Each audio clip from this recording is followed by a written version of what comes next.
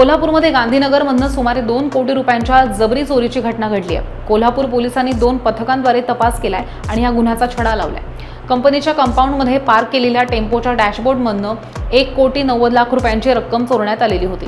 अज्ञात चोरट्यांनी पाळत ठेवून गांधीनगरमधनं गुडलक स्टेशनरीच्या कंपाऊंडचा पत्रा उचकटून टाकला आणि आतनं टेम्पोच्या डॅशबोर्डमध्ये ठेवलेली रोख रक्कम चोरून नेली होती।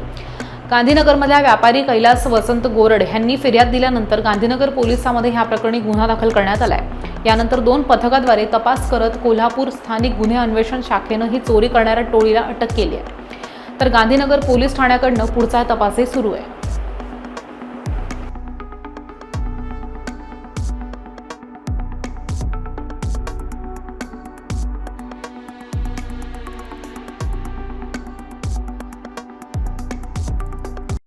कोल्हापूर जिल्हा पोलीस कडून एक चांगली कामगिरी झालेली आहे। गांधीनगरचा एक गुन्हा होता ज्यांच्यामध्ये जवळपास 1 कोटी 90 लाखाची कॅश जी आहे बॅग मधून पार्किंग मध्ये गाडी लावली होती, त्यांच्यामधून बॅग मधून पैसे काढण्यात आले होते।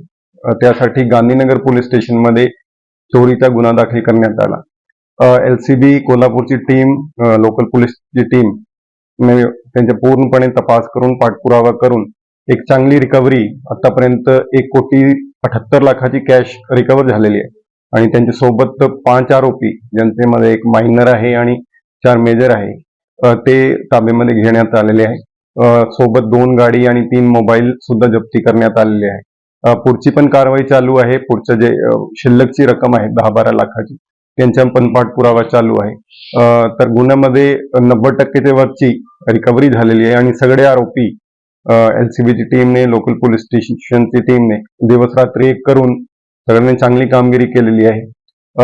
तर असा एक जनरल पब्लिकला पण आव्हान राहील की काही असेल कोणाला काही रिपोर्ट करायचं तर नक्की आम्हाला संपर्क करा, आम्ही पुढची कारवाई करणार आहोत। तर मोडच कशी होती?